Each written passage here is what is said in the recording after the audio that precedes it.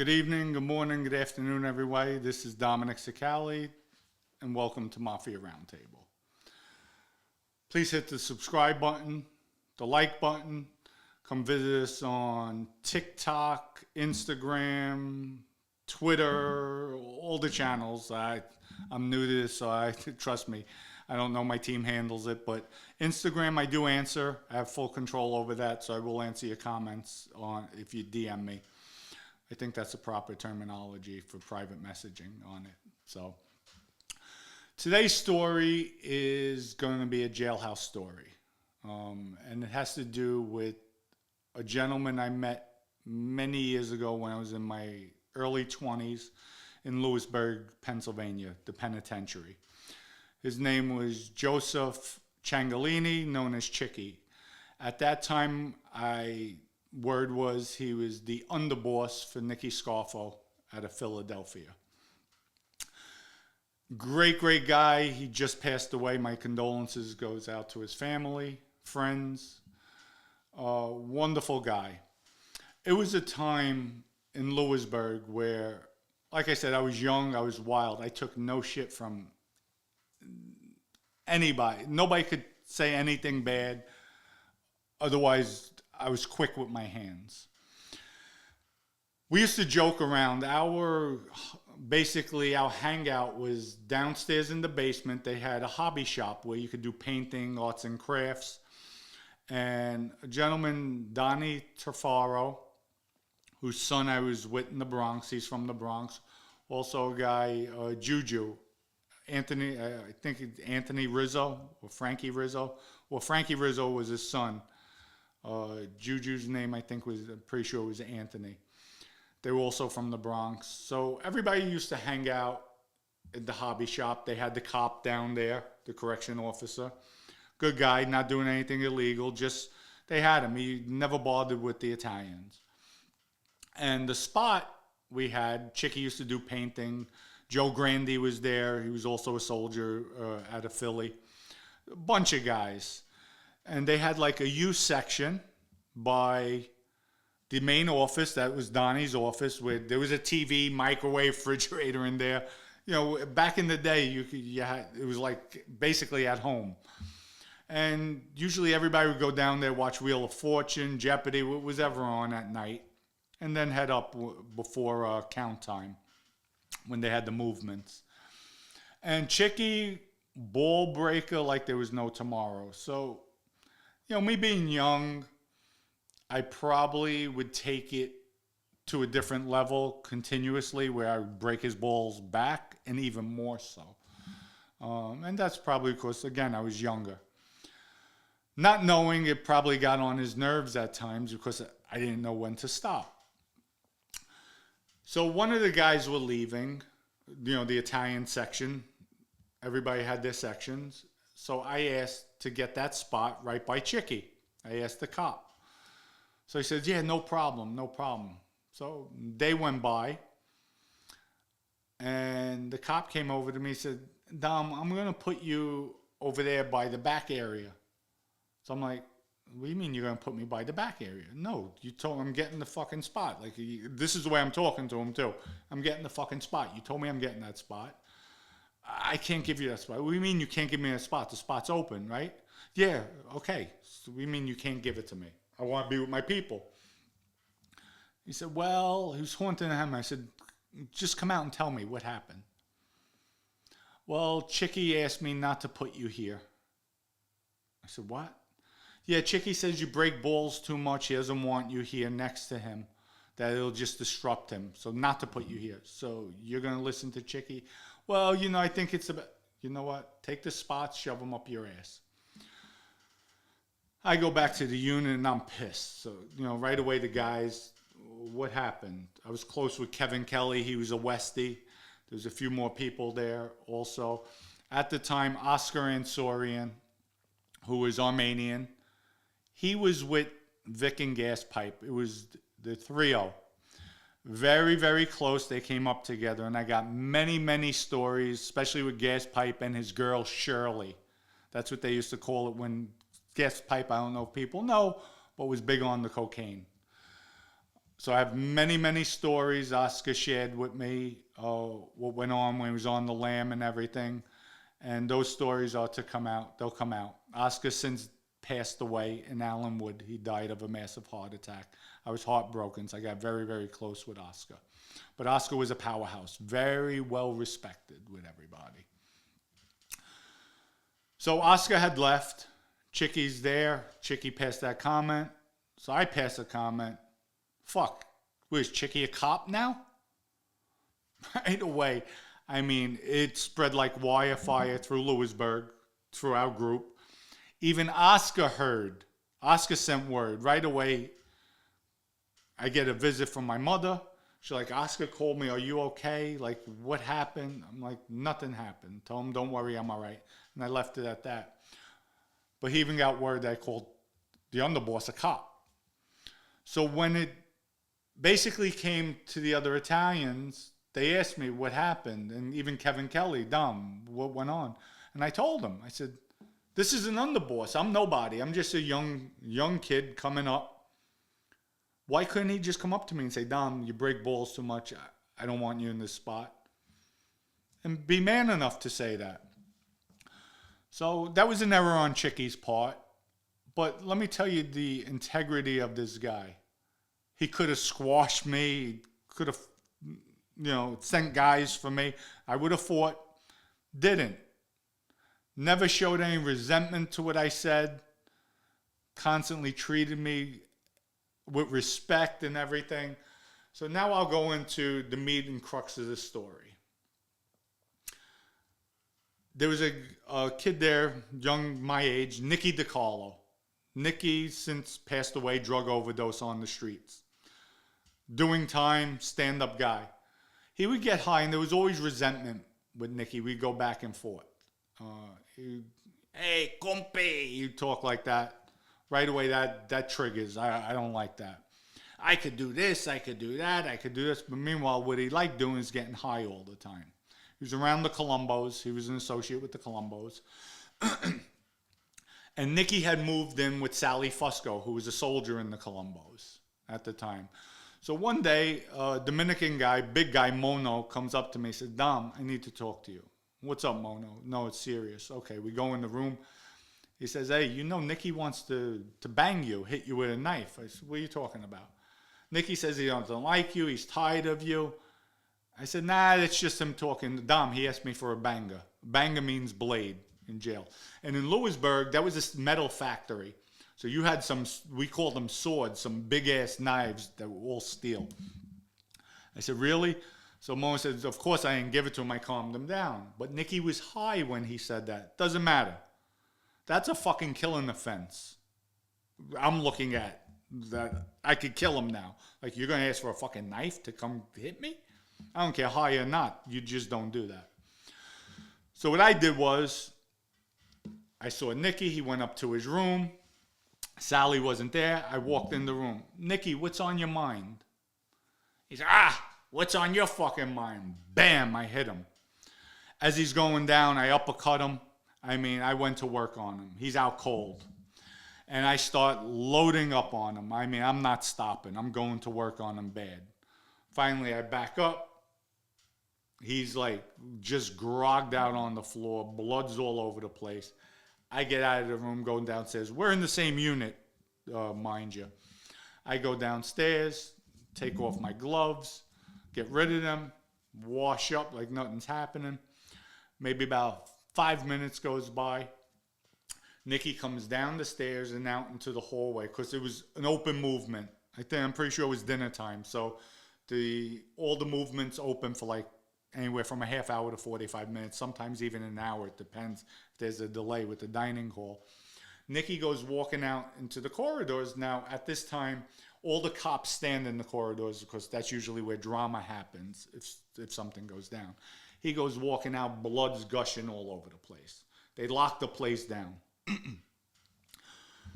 Right away, Herbie Sperling was there too, who was a legend on the streets. Got caught up with Nicky Bonds with a big heroin case. I got stories about that and him as well.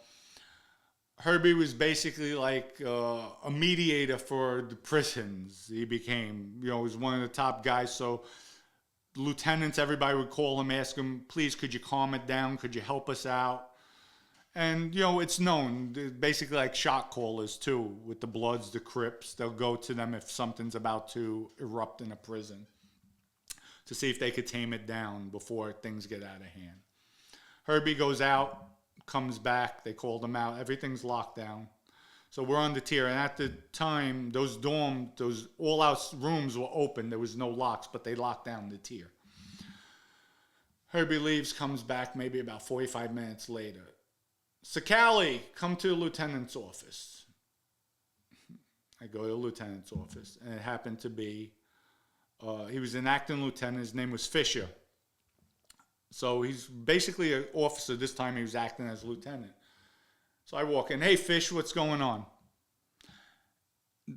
What'd you do? I said, what are you talking about? What did I do? Is there going to be a problem? He asked me. Problem with what? Well, you and your boy who's in the hospital right now, in the infirmary, not the outside hospital, the infirmary. I'm like, what are you talking about? So he says, your boy Nicky, we know you fucked him up. Is there going to be a problem if we let him out? I'm like, I don't know what you're talking about. I didn't do anything. Why would I hit one of my own? Dom, now he hits me with my first name. Dom, cut the bullshit. We already know what happened. Just give me your word. We know it'll be handled internally with the Italians. Just give me your word there's going to be no problem. I says, I give you my word. I don't have a problem with anybody, and I give you my word. Nicky's my friend. I'm not going to why would I put hands on my friend? You have my word. I have no problems with anybody. With that, he says, okay, go ahead. Don't let me have to lock you up, tells me. He says, I like you, but I will lock you up. I says, well, you have to do what you have to do, but I'm telling you, I have no problem. Nicky's in the hole for about 3 days. In the interim, all hell breaks loose from Matty Madonna with his fucking bullshit, and I got stories about Loudmouth Matty, who yells at women on the street, to Vinny Sapolo, to everybody. They go back and forth. And I'm holding my ground. I have Kevin Kelly, man's man. Dom, you have any problems, you could count on me. Fuck him. He deserved it. He should have kept his mouth shut. He's asking somebody for a banger. Like, come on.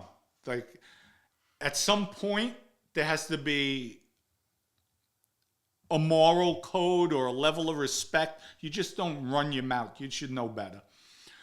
Nicky comes out of the hole. So now we have Sally Fusco. I went in his room. I violated his room because he lived there, so I should respect it. Well, Sally, when you go to prison, your button gets checked in at the door. You're not, even though you're a made guy, you'll be respected.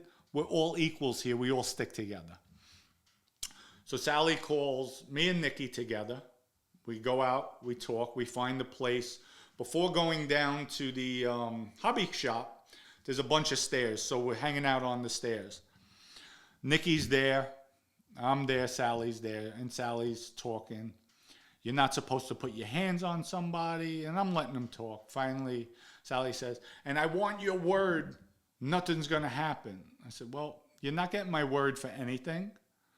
I'll give you my word. If my name never comes out of his mouth again, nothing will happen. But if I hear something said again, I'm going to fucking kill him this time. You can't do that. Don't tell me what I can and what I can't. And I start getting a little aggressive. Don't tell me what I can and what I can't do, Sally. I don't want to hear that fucking bullshit. I'm a man. He's a man. He should know better. He should have never said that. Nicky turns around and says, Dom, I was wrong. I know I was wrong. Sally looked at him. What do you mean you were wrong? You heard him, Sally. You don't have to speak for him. He's a grown man. He knew he was wrong. He knew what he did to kill an offense. With that, Nicky and I shake hands. We have no problem. Nicky had the fear of God in him ever since then, and I never took advantage of that. I always treated him afterwards. I'm not a bully. Hey, Nicky, how you, pal? You need help with your stuff? Come on, let's go. I'm okay, but you're not going to abuse me. But I've always watched out afterwards as well. I would never put my guard down. With that, about a month goes by. Big kid from Philly comes up to me, African-American kid comes up to me, says, yo, I want 500 a week from you. 500 a week from me? Get the fuck out of here. Well, I want you ain't getting cock from me. Well, I guess I'm going to have to see you on the red top. The red top was right by the dining hall. You have the control booth, and it's all red tile. Beautiful, beautiful architecture and everything, but all red tile. So we call it the red top. It's outside the dining hall. I'll see you after dinner. Okay, I'll see you after dinner. I go back to the unit. Again, Kevin Kelly's like, Dom, what happened? I have this problem with this guy from Philly. So he's like, all right, I got you back. You have a banger? I said, yeah, banger me and Blade. I said, yes. Go back in my unit. Kevin said, you're going to tell your people, me and all the other Italians. I'm like, no, I'm not telling anybody. There was another guy there, Paulie Chartier. He was out of Brooklyn, I think Red Hook, Brooklyn. Great, great guy. Dom, I got you back. Another guy there, Frankie Jupiter was there too. Stone cold punk out of Mulberry Street around the Bonannos. Since then, he passed too. I think it was a drug overdose. But he's there as well. So we're talking about it. Frankie says, well, I'm going to wait here in the cell while you go on the red top. Okay, Frankie, I don't need your fucking help. As I'm in my room, now word's out. I have a knock on my door. It's a Muslim guy, Muhammad, comes up to me. Another black guy. He says, Dom, here. Puts a paper bag. I hear a clank on my desk like that. Please, please, please don't tell anybody I gave this to you. You have one? I said, yeah, I have one, but take this. This is better. A blade like you've never seen before. Like, I mean, it's a blade. You could put it in a tree, and it's not going to bend or break. This was a nice, nice blade. He said, please, you could get me killed? I said, come on, really? Now I have 2 bangers on me. By the time I went out to the red top, Kevin told everybody. All the Italians. So I'm out there, and I'm thinking, fuck, I have a 10-year bid. I have about 7 years to do. I'm going to wind up having to kill this motherfucker, and I'm going to get a life sentence. That's what's going through my head. But I have to do what I have to do. Otherwise, I'll be known as a fucking punk. I'll be soft. I might as well, I don't even want to say. Go out to the red top. Guys sitting on the mailbox. I mean, everybody came out. I have the ABs. I have one Hawaiian dude. His name is Dana. He's been in since he was 12 years old. He's about 30-something years old. Life sentence, never going home. He's there. He says, Dom, I got your back. I'm like, Dana, you're right. You need a banger? So I had 2. He said, nah, fuck that. I'll take one of theirs. This is the mindset you're dealing with. I had another guy, John, killed his whole family. I mean, I have powerhouse guys out there to get my back. Guy's on the mailbox. Come on, let's go. I signal him. He doesn't come off the mailbox. He's sitting there. Let's go. He's not moving. With that, bells ring. You know, you have a 5-minute move or 10-minute move, whatever it was. I go back to the unit, put the knives up. All of a sudden, I see Chicky. That's Joe Ciancaglini who was talking about that. I called the cop. Come outside. All right, thank you. Chicky, after everything I did to him and me being out of line, grabbed the guys from Philly, the head guys. Who the fuck do you think you guys are? You're going to shake down one of my guys? We're sorry. We didn't know. What the fuck you mean you don't know? You see he's Italian. You see the guys around me. He sits at our table. He's us. Who the fuck you? How could you be so stupid? Well, Herbie told us it's okay that he's not around anybody to shake. Lo and behold, it gets back. You know, Chickie's telling me this. I thank Chicky. Wonderful, wonderful man. I mean, that's a man's man. I mean, I was out of order as a young kid. I guess my temper was too quick for my thoughts. And this man knew that too and accepted it and still tried to school me and groom me. Great, great man. And again, my condolences to his family for the loss. But, you know, it happened. But to show his integrity, like, wow, he didn't hold it against me. So the story gets better. Now I address everybody. We go out to the yard. Maddie, Madonna, Herbie, because now it's out. Herbie has to cover his ass now. Herbie and Nicky were very close. So since I fucked up Nicky, all of a sudden this black kid comes to Herbie. Hey, I want to shake down Italians. No. Herbie turned around and said, well, he's not with anybody. Go ahead. You go after him. This was a setup from the go with Herbie. Probably trying to get me out of the fucking jail or get me killed. Or me killing somebody. That's just Herbie's mentality. Because Herbie felt I disrespected him because Nicky ate with him every fucking night. We go out to the yard. And I'm just listening. Maddie, Madonna's standing there. Maddie goes back with my family. Matter of fact, my aunt put up his fucking bail when he had the heroin case, $250,000 when he owned Trey Amici's. And that goes back in the 70s. He's not saying a word because Maddie at the time wasn't straightened out. And he was one of these lobs for, you're a made guy, he'll kiss your ass. He'll suck up to you. That was just Maddie. But Vinny Cipolla, you know, I'm sick and tired of this.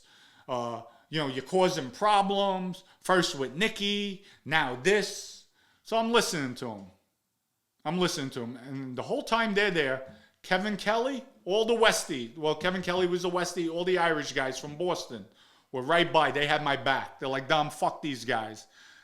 And Kevin told them, if you guys don't get this guy's back, I'm going to make it known every fucking Italian dog that left their own. We got his back. We're riding with Dominick. Nobody's going to shake him down. He's a man. They didn't like that because Kevin fronted them. So Vinny's ripping into me. And I'm just listening. I'm standing there. Are you done? He says, yeah. Because he's calling me a troublemaker, this, that, the other thing. I said, that's right, Vinny. I forgot. I should act more like you because you're a man of honor. So you would allow somebody saying they're going to hit you with a banger, you'll accept it. And I should have did what you would have did. You would have gave the guy $500 a week. You would have paid him because that's what you would have did. That's the right thing to do. That's a soft thing to do. So, yeah, I should follow your way and your manhood and just pay it. He didn't know. He turned beat fucking red. He didn't know what to say because he saw my face and he knew the Irish guys and one of the Westies had my back. I'm just done with you. I never even asked for your fucking help, any of you. And furthermore, if it wasn't for fucking Herbie sicking this guy on me, that never happened. Bullshit. Bullshit. We went back and forth. Bullshit. Let me tell you guys something. I'm a man. You think you're going to fuck with me? You got the wrong person here, the wrong Italian. I'm going to stick up for myself. And you see those guys over there? They'll get my back. And more of the white guys, the ABs, they'll all get my fucking back. Because you guys got soft, or you've been soft. Herbie, I hate to say this, you have a Stockholm syndrome. Because you went to the fucking lieutenant's office and told him that there was a problem, and you told him my name. Instead of saying, I'll handle it, I'll sit you out, I'll make sure nothing happens, you gave them my fucking names, they called me. And we went back and forth. And that was it. So if you like this story, I got many more jail stories to come with some heavyweights in prison. So if you like it, hit subscribe. Come visit me on Instagram, Twitter. And with that, everybody, have a good evening, good morning, good afternoon. Much love to everybody and waiting for your comments. Take care.